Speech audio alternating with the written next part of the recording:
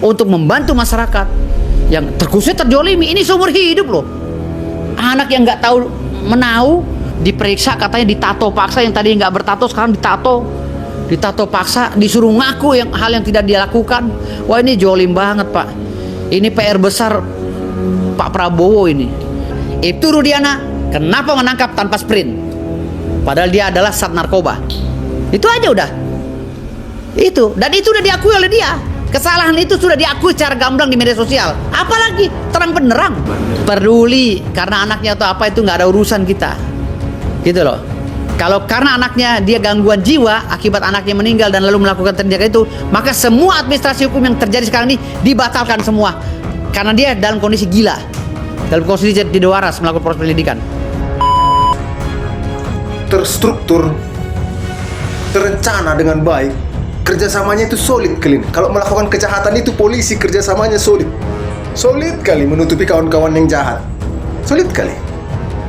Kalau ada nanti tidak ada pihak lain yang mengaku kuasa hukum manapun yang akan terlibat di dalamnya. Kalau sekarang ini ada beredar bahwa kuasa hukum itu mengaku bahwa dia yang menang, kita yang kalah, kami akan bertanya, ada apa? Apa yang dilakukan dia di Mahkamah Agung?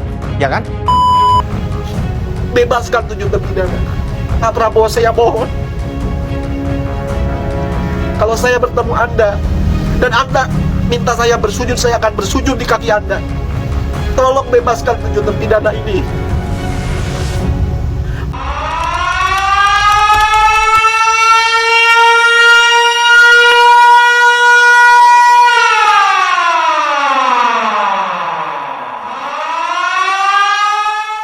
Orang yang bernama Eki dan Vina dengan cara apa dan latar belakang atau motifnya apa sehingga dia harus menghilangkan nyawanya orang ini, sebagaimana diatur dalam pasal 340 tentang perencanaan.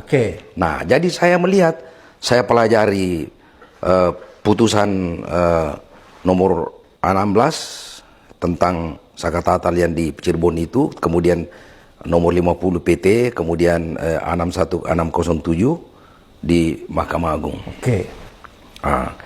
Saya melihat rangkaian cerita ini tidak nyambung.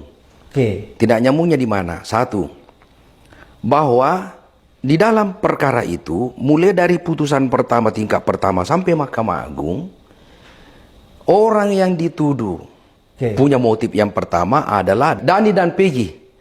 Dani dan Peggy yang dituduh punya dendam karena cintanya ditolak oleh Pina. Itu pertama ya? Itu pertama. Tetapi ketika terjadi pertemuan ini, menurut cerita dalam putusannya, terjadi pertemuan di tempat showroom itu katanya, di pinggir jalan. Ketika Andi berkata kepada teman-temannya ini yang terdakwa semua, dia bilang, saya punya masalah dengan grup motor, yaitu XTC. Tiba-tiba lewat Eki dengan Pina dan kemudian bilang, itu orangnya. Siapa yang bilang begitu? Si Andi. Dan dia buru, kemudian melakukan pelemparan dan kemudian berlanjut ke belakang showroom mobil Avanza itu. Jadi Andi memburu ya? Ya, Andi yang memerintahkan. Padahal di dalam putusan itu yang punya motif dendam adalah Peggy dan Dani. Kan kalau di dalam putusan itu kan mengatakan bahwa Peggy adalah orang yang ditolak cintanya, kemudian Dani juga ditolak cintanya, sedangkan dalam terbukti di dalam pra-peradilan bahwa Peggy tidak kenal Pina. Kemudian Dani adalah manusia fiktif. Tidak ada orangnya. Tidak ada orangnya. Nah, kemudian apa hubungannya antara si Sakatatal dengan kasus 2 orang yang katanya dendam, yang kemudian satu manusianya tidak ada? Nah itu. Peggy kan juga nggak jelas Peggy siapa. Kemudian yang terakhir kan setelah Peggy pra-peradilan kan ternyata terbukti bahwa bukan Peggy itu yang dimaksud dan tidak jelas Peggy siapa yang dimaksud sampai hari ini. Bukan Peggy Setiawan. Ya, cuma tidak berani mungkin penyidik mengatakan bahwa itu juga fiktif. Jadi menurut Pak Taju, Peggy, Dani ini semua fiktif ya? Saya tambah lagi sekarang, berarti bukan cuma Semua 3 buronan itu menurut analisa saya, tiga-tiganya fiktif. Andi. Iya, Andi, Dani, dan Peggy. Karena apa? Andai kata Peggy yang sekarang sudah pra-peradilan adalah Peggy betulan, Peggy ada, kenapa polisi tidak tangkap sekarang Peggy yang betul? Oke, jadi 3 orang ini semua fiktif. Karena Menurut saya fiktif semua. Jadi ini rangkaian cerita ini saya temukan. Bahwa mereka ini berjasa menggagalkan PK ini menjadi ditolak, saya mau katakan bahwa pengajuan PK ini bersifat pengajuan permohonan sepihak kami kepada Mahkamah Agung. Tidak ada pihak lain yang mengaku kuasa hukum manapun yang akan terlibat di dalamnya. Kalau sekarang ini ada beredar bahwa kuasa hukum itu mengaku bahwa dia yang menang, kita yang kalah, itu saya pastikan tidak bakal akan bertanya. Ya, mumpung didengar oleh Pak Yanto, kami bertanya. Kalau dia berkatakan bahwa dia menang, kami yang kalah, kami akan bertanya ada apa? Apa yang dilakukan dia di Mahkamah Agung? Ya kan? Karena setahu kami memohon selaku kuasa hukum daripada terpidana, penasihat hukum, dan pihak lain itu tidak melakukan apa-apa. Kalau dia melakukan amicus curiae, itu adalah siapapun boleh melakukan, tapi bukan jasa. Jadi jangan mengklaim bahwa ini adalah siapa menang, siapa kalah, apalagi membawa nama organisasi yang menangani dan sebagainya. Menurut saya hati-hati, ya, karena di dalam hal ini sekali lagi saya katakan, kami bersifat memohon, dan ketika permohonan kami itu tidak dikabulkan, itu adalah pertimbangan hakim semata, tidak campur tangan dari pihak manapun. Baik, gitu. baik. Bang Jutek tadi sempat bilang ya kalau keluarga dari para terpidana ini tidak setuju ketika Bang Jutek mengajukan untuk gerasi. Nah, artinya tidak akan dilakukan itu sama sekali, walaupun Bang Jutek sebenarnya juga menawarkan hal itu ya. Sampai saat ini belum, karena pintu untuk kalau upaya belum, hukum berarti yang bisa lain. dilakukan dong.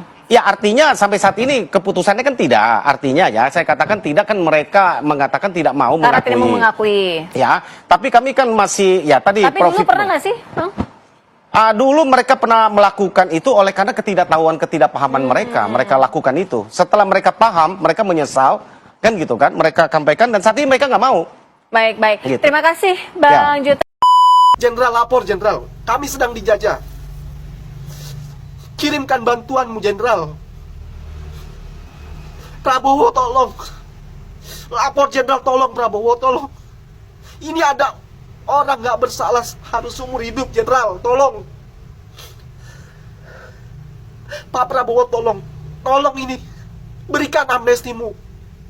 Jangan hanya diam. Tolong Pak Prabowo, ini rakyat kecil. Saya rela bayar pajak. Kemarin saya pilih Anda. Tolong ini, saya udah mengantarkan Anda menjadi presiden. Sekarang tolong bantu kami, bantu kami. Bebaskan 7 terpidana. Pak Prabowo, saya mohon.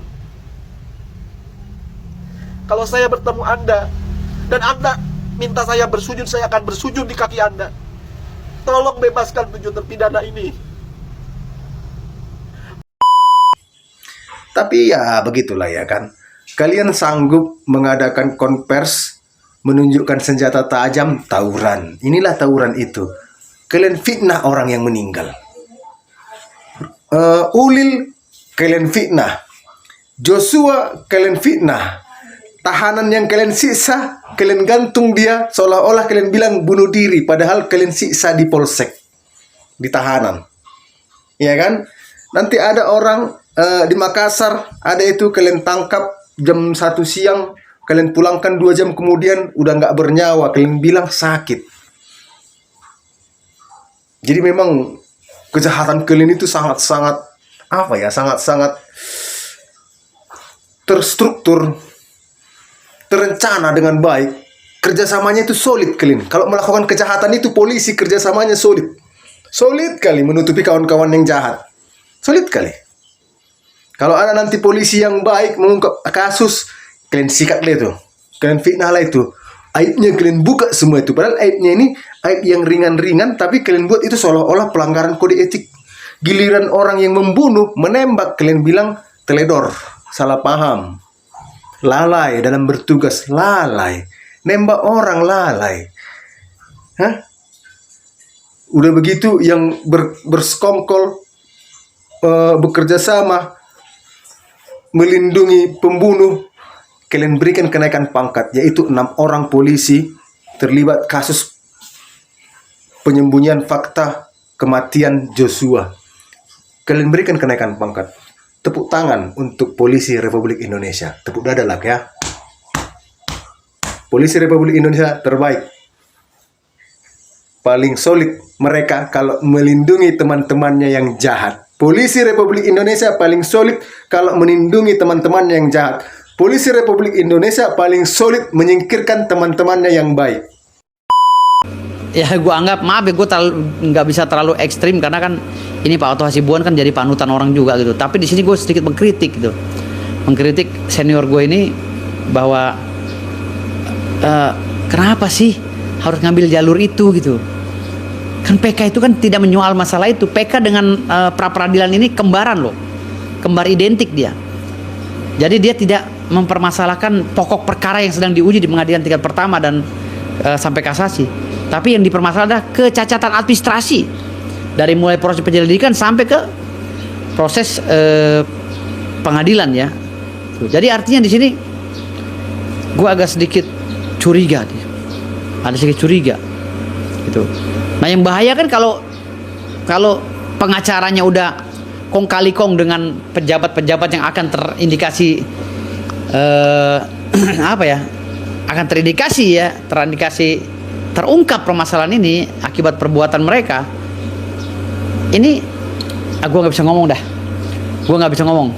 Ini gue geleng-geleng kepala karena gue ngelihat ini cara kerja nggak, anak S1 juga nggak mungkin ngerjain hal seperti ini gitu loh, dengan pemahaman hukum yang terbatas gitu.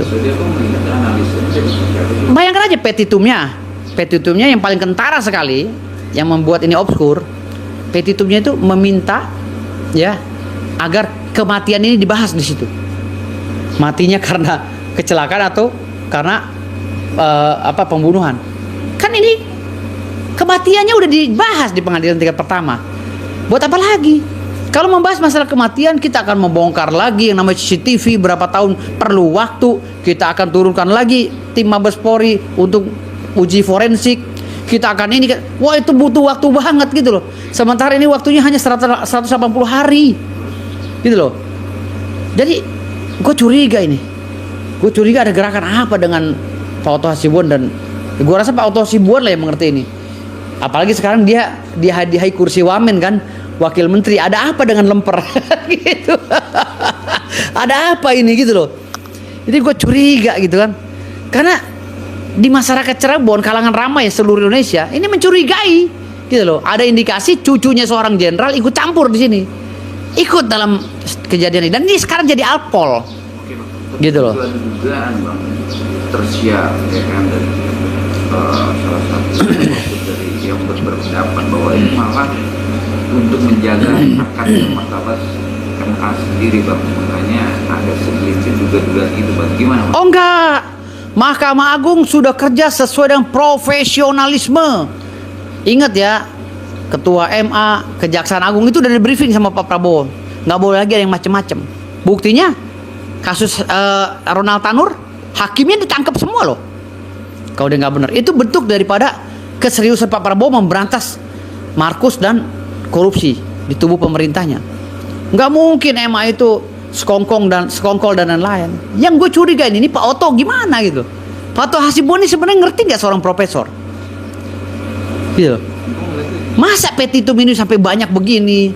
Masa positanya itu terkait dengan si Sakatata lah, yang dipaksa bersaksi, terkait dengan pembunuhan ini atau itu, terkait dengan ini, banyak banget isi posita petitumnya gitu. Dan novumnya pun banyak banget gitu.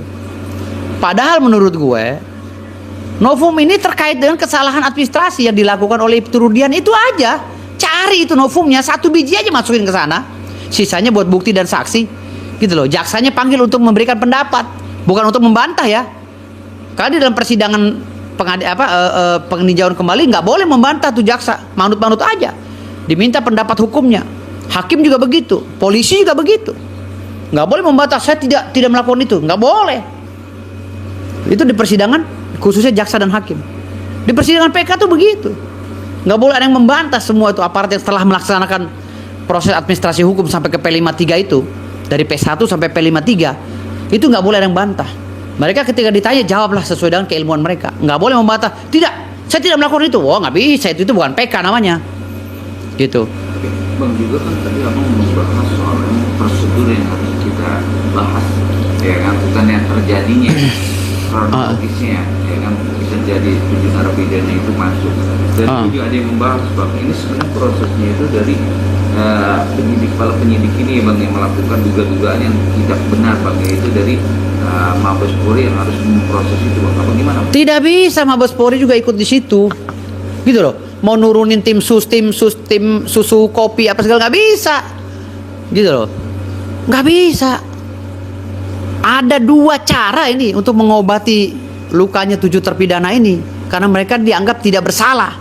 Ada 2 cara. Yang satu PK kedua kali, ya. Yang kedua abolisi, gitu. Bukan gerasi. Kalau gerasi kita dipaksa untuk minta maaf. Makanya gue kaget kemarin. Lah, kok ini malah disuruh gerasi anak-anak ini? Kalau gerasi kan mohon pengampunan, berarti dia salah. Makanya gue bilang ini nggak tepat. Yang tepat itu abolisi. Minta kepada DPR untuk memanggil MK dan MA, ya kan? Diminta MA dan MK untuk merekomendasi kepada Pak Prabowo agar ini semua dikeluarkan itu surat abolisi, ditutup semua permasalahan ini dan diuji kembali dengan persidangan yang baru, gitu loh. Kalau itu ini PR bangsa loh. Jadi kasus Vina ini PR bangsa. Jangan sampai kredibilitas Pak Prabowo dalam 100 hari ini cacat hanya gara-gara masalah ini, nggak tuntas gitu. Ini PR bangsa. Dan ini Natalius Pigai, ya, sebagai Menteri HAM, ya kan.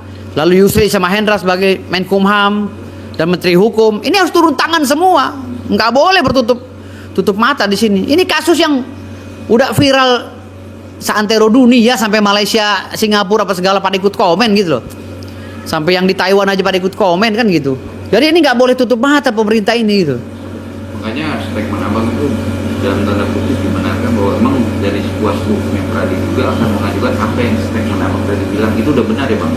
Dia mengajukan nanti ke DPR, mengajukan ke Menkumham, lalu ke Presiden untuk membahas perkara. Kalau gue maaf ya, kalau Pak Oto lagi yang ngajukan, gue nggak percaya. Jujur dengan tegas gue nggak percaya kalau Pak Oto. Kalau Oto Hasibuan dengan rekan-rekan masih ngajukan lagi, gue nggak percaya. Gue sebagai tim pembasmi ya akan masuk, turunkan tim gue sendiri untuk membantu. Jadi beri kepercayaan. Nggak mesti Oto Hasibuan, tim gue juga ada, siap membantu 7 terpidana dengan cara gue gitu. Apa yang disiapkan sama pembasmi itu siap dong, karena ini masalah kerakyatan. Kan itu udah tekad kita sebagai organisasi advokat, pembasmi, perkumpulan Badan Advokat Solidaritas Merdeka Indonesia, untuk membantu masyarakat yang terkhususnya terjolimi. Ini seumur hidup loh. Anak yang nggak tahu menau, yang tadinya rajin beribadah ditato paksa, diperiksa katanya ditato paksa, yang tadinya nggak bertato sekarang ditato paksa, disuruh ngaku hal yang tidak dia lakukan. Wah, ini jolim banget Pak. Ini PR besar Pak Prabowo ini yang harus diungkap secara signifikan gitu. Bang, jadi gue itu aja sih. Bicara abang tadi berstatement, bang, tapi kan juga masyarakat juga bertanya bang, ya kan, apakah orang yang tidak berduit beda dengan kasusnya di Cikawongso yang kita kasarnya jelas-jelas persidangan. Enggak ada masalah duit atau tidak berduit ini. Enggak ada masalah. Kalau kasus kemanusiaan ini ya, itu duit pengusaha itu bisa kalah sama duit netizen. Netizen bisa patungan kok. Masalah Agus aja bisa kok sampai miliaran. Kalau kasus ini mau diungkap, netizen istilahnya jangan tutup mata, patungan untuk kegiatan ini. Misalnya gitu, netizen berinisiatif, udah kita buka donasi untuk para pejuang-pejuang yang akan membela kasusnya Vina ini. Karena kasihan, bukan apa-apa, kasihan banget itu. Bang, kalau nggak salah juga saya dengar dari putusan MA membacakan ada pasal-pasal yang mafumnya tidak tepat dan tidak terarah. Nah, abang melihatnya dari mafum yang kemarin. Novum. Iya, novum. Ya memang nggak tepat. Novum itu udah dibawa semua ke pengadilan tingkat pertama. Udah, bahkan ke tingkat banding kasasi udah dibahas itu. Bahkan di Propam pun sudah dibahas masalah kekeliruan Kasat Lantas yang menyatakan bahwa itu kejadian itu meninggalnya karena kecelakaan, itu udah dibahas semua, udah dikeluarkan surat-suratnya gitu loh. Sekarang ini hanya ada 2 cara. Cara yang paling ampuh pertama itu ya ajukan PK ulang, ya PK kedua dengan catatan, karena PK kedua ini harus punya syarat, harus ada 2 putusan yang berbeda dalam satu perkara ini. Ya, putusan yang pertama kan ada tuh pra peradilannya si Peggy, itu dijadikan novum. Yang kedua cari lagi Bagaimana cara kita bisa membuka itu? Gitu. Kita permasalahkan lagi DPO yang dikeluarkan, surat DPO dikeluarkan oleh Polres Cirebon, keluarkan itu. Bisa jadikan novum. Gitu loh. Nanti akan kita gugat bagaimana cara itu, teknik saya lah. Itu dirahasiakan oleh kami nanti.